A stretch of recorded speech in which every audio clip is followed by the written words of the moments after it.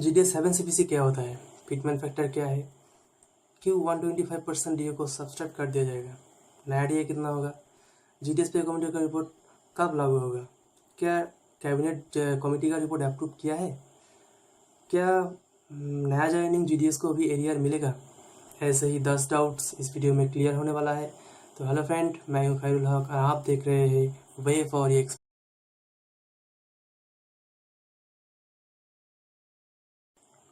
सबसे पहला नंबर जो डाउट है वो है GDS 7 CPC। दोस्तों आपसे कई दोस्तों ने मुझे पूछा है कि GDS 7 CPC कब लागू होगा। दोस्तों इसमें आपको एक बात को ध्यान में रखना होगा कि GDS का कोई 7 CPC नहीं होता है, क्योंकि GDS के लिए हर बार अलग सेपरेट कमेटी किया गया है डिपार्टमेंट ने।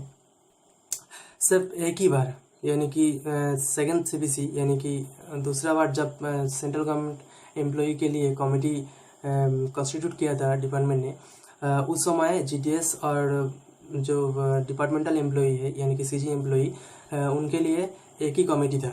लेकिन उसके बाद भी और पहले का जो कमेटी था उस कमेटी ने उसमें GDS के लिए हर बार अलग सा एक कमेटी कॉन्स्टिट्यूट किया है, जिसको अगर जो उस कमेटी का जो चेयरमैन है उस चेयरमैन का नाम भी जाना जाता है, और उसको GDS पे कमेटी 2016-2013 जो जिस साल में कॉन्स्टिट्यूट हुआ था उस साल के नाम में जाना जाता है। तो इसमें एक बात तो क्लियर है कि GDS का 7 CPC नहीं होता है, क्योंकि 7 CPC सिर्फ सेंट्रल गवर्नमेंट एम्प्लॉई के लिए है, और वो 7 CPC सिर्फ पोस्टल डिपार्टमेंट नहीं, हर वो डिपार्टमेंट जो सेंट्रल गवर्नमेंट का है वो सारी डिपार्टमेंट का जो एम्प्लॉई है अलग अलग कैटेगरी का, उस कैटेगरी का वो पे को रिव्यू करते हैं और एनहांस करते हैं। तो दूसरा जो डाउट है GDS पे कमेटी को लेकर वो है फिटमेंट फैक्टर। मेरे कई सारे दोस्तों ने मुझे पूछा है कि फिटमेंट फैक्टर क्या होता है और इसमें फ़ायदा क्या है। तो देखिए, मैं आपको बता देता हूँ। फिटमेंट फैक्टर वो होता है जब भी कोई कमेटी आता है, पे कमेटी एक्चुअली, वो जब भी कोई कमेटी आता है वो कमेटी एक लक्ष्य तय करता है कि इस हिसाब से आपका पे को एनहांस कर दिया जाएगा। तो हर कमेटी ने अलग अलग सा जो फिटमेंट फैक्टर वो है रखा है, लेकिन सेंट्रल गवर्नमेंट का जो एम्प्लॉई है यानी कि 7 CPC जो कि सेंट्रल गवर्नमेंट एम्प्लॉई के लिए है, वो जो फीडमेंट फैक्टर रखा है वो है 2.57। और ये फीडमेंट फैक्टर उस समय का जब भी कॉन्स्टिट्यूट होता है उस समय का जो प्राइस इंडेक्स रहता है उसके ऊपर होता है। तो 7 CPC का जो फीडमेंट फैक्टर है उसके हिसाब से ही हमारा जो GDS कमेटी है यानी कि कमलेश चंद्र कमेटी 2016, वो कमलेश चंद्र कमेटी भी वह 2.57 मल्टीपल फैक्टर ही रखा है। यह अगर आप चाहे तो देख सकते हैं, ये देखिए, ये MC का एक एरिया टेबल है। यहाँ पे TRC है कितना है 2295 रुपये, और 125% DA मिला के होता है, DA होता है 2869 रुपये। और ये दोनों मिला के जो एक 16 का जो आपका उसका पे है वो है 5164 रुपीज़। तो अगर 2259 को 2.57 से मल्टीपल किया जाता है तो उसका पे होता है 5898, लेकिन उसको ये पे नहीं मिला, उसको मिला है 5164 रुपीज़। तो कमेटी क्या करता है, इसको फिक्स्ड कर देता है कि आपका पे इतना होना चाहिए था उस समय, लेकिन वो नहीं हुआ। इसलिए वो क्या करता है, फीडमेंट फैक्टर करता है, और उसके बाद ही जो उनका पे जो फार्मूला है वो उस फार्मूले से उसका पे को एनहांस कर देता है। यहाँ पे आप कॉरस्पॉन्डिंग TRC जो है इस पे के ऊपर वो 7500 रुपये रखा है। तो इस हिसाब से उनको DA मिलेगा, DA नहीं, एरियर मिलेगा 2336 रुपीज़। दोस्तों ये होता है फीडमेंट फैक्टर। दोस्तों तीसरा जो क्वेश्चन है वो है नया DA कितना मिलेगा। तो आपको तो पता ही होगा, अभी जो DA चल रहा है वो है 136%, और हमारा जो DA 1/1/2016 के पहले यानी कि दिसंबर 2015 में DA था 125%। तो ये DA जो 125% DA है, ये DA अपना हमारा पे के साथ मार्च हो जाएगा, और 1/1/16 से नया पे मिलेगा। और उसके बाद जो डे यानी कि 136 माइनस 125, तो इसको अगर सब्सट्रैक्ट कर दिया जाते हैं तो बचा रहता है 11%। इस 11% ये मैं इस अगस्त के हिसाब से आपको मैं बता रहा हूँ। तो 11% ये मिलेगा। चौथा जो क्वेश्चन है वो है क्यों 125% डीए को सब्सक्राइब कर दिया जाएगा। तो दोस्तों ये 125% डीए 1/6 से लेके 1/16 तक यानी कि 10 साल का डीए है, और 10 साल बाद पे कमेटी कॉन्स्टिट्यूट हुआ है, पे कमेटी का रिपोर्ट आया है और वो इम्प्लीमेंट हो जाता है 1/16 के बाद, यानी कि जनवरी 2016 से हम जीडीएस को नया पे मिलेगा। तो वो डीए सब्सक्राइब इसलिए कर दिया जाएगा, और उसके बाद जो डीए इंक्रीज हुआ है वो डीए ही हमारा पे के साथ ऐड हो जाएगा। दोस्तों पांचवा क्वेश्चन जो है वो है क्या नया जीडीएस ज्वाइनिंग जीडीएस को भी एरियर मिलेगा। तो मैं आपको यहाँ पे एक बात बताने वाला हूँ, यानी कि इस डाउट को क्लियर करने वाला हूँ कि नया जीडीएस को तब पे मिलेगा, एरियर मिलेगा जब कमेटी का रिपोर्ट उसका ज्वाइनिंग के बाद इम्प्लीमेंट होगा। अगर सपोज आप मान लीजिए अगर अगस्त में आप अपने डिपार्टमेंट में यानी जीडीएस हिसाब से आप ज्वाइन करते हैं डिपार्टमेंट में, और दिसंबर जाके जो हमारा जो कमेटी है कमेटी का रिपोर्ट इम्प्लीमेंट होता है, तो अगस्त से लेके दिसंबर तक आपका पे तो नहीं मिला।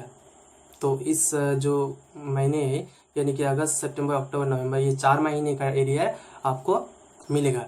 क्योंकि अगर आप अभी ज्वाइन करते हो तो अभी जो पुराना स्केल है यानी कि टीआरसी स्लैब है उसके हिसाब से ही आपको पे मिलेगा, और नया जो स्केल आएगा न्यू वॉज स्केल आने के बाद आपका जो बाकी रह गया है यानी कि अगस्त से लेके, क्योंकि ये 1/16 से अफेक्ट होता है।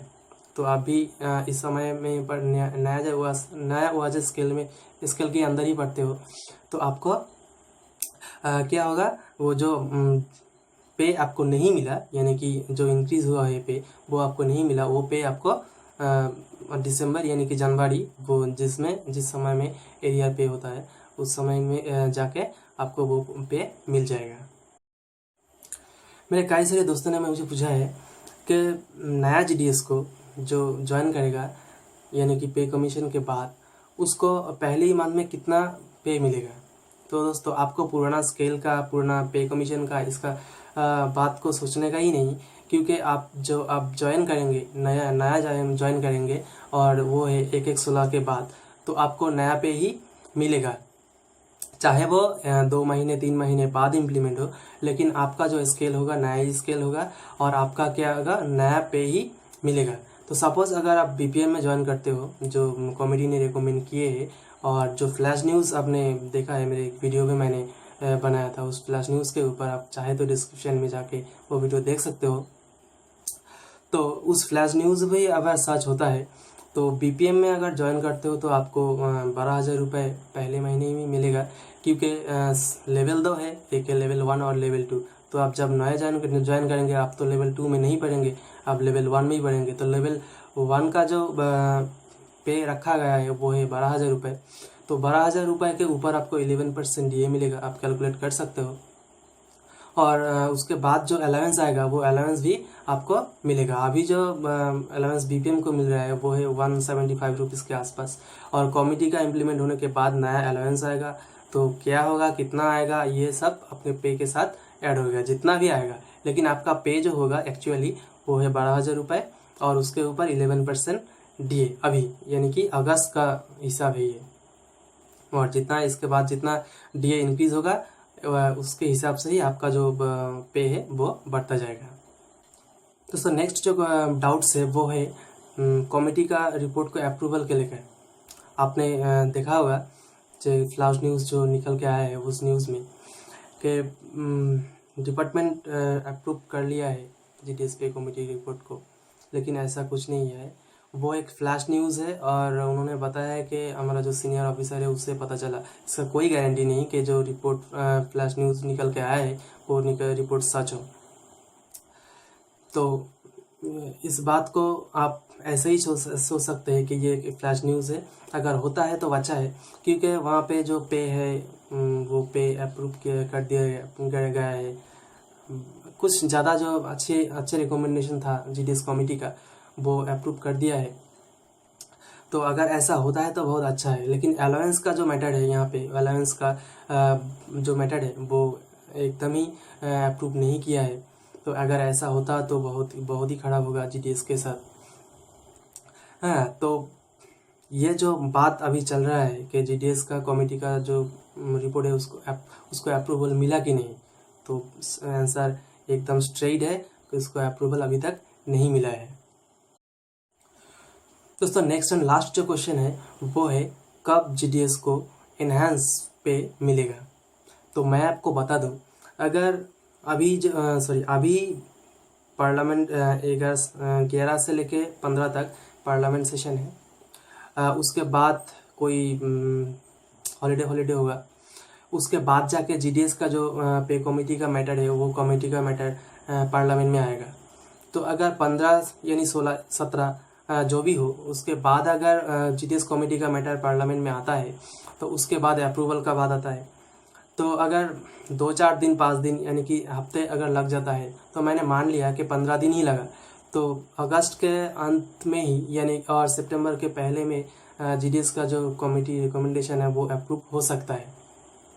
तो अगर अगस्त या सितंबर के पहले हफ्ते में ही अप्रूव हो जाता है, तो सितंबर में तो आपका पे नहीं मिल सकता, क्योंकि उसके बाद डिपार्टमेंट का ऑर्डर, इम्प्लीमेशन ऑर्डर के बाद आएगा, कुछ समय लगेगा, कुछ प्रोसेस है। तो लगभग अगर कुल मिला के देखा जाए तो सितंबर में आपको नहीं मिला, लेकिन अक्टूबर के सैलरी के साथ आपका जो इनहेंस पे है वो मिल सकता है, और एरियर जो है वो अक्टूबर के अंदर आपको मिल जाएगा।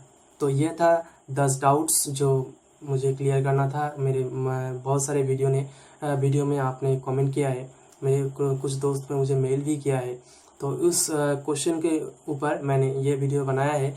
होपफुली मुझे लगा कि आपको वीडियो अच्छा लगा। अगर आपको वीडियो अच्छा लगा तो वीडियो को लाइक कीजिए, दोस्तों के साथ शेयर कीजिए, और हाँ, सब्सक्राइब करना नहीं भूलिएगा, क्योंकि अगर मुझे सब्सक्राइब करते हो तो ऐसे ही नया वीडियो के साथ और इन्फॉर्मेटिव टॉपिक के साथ मैं आपसे मिलता रहूँगा।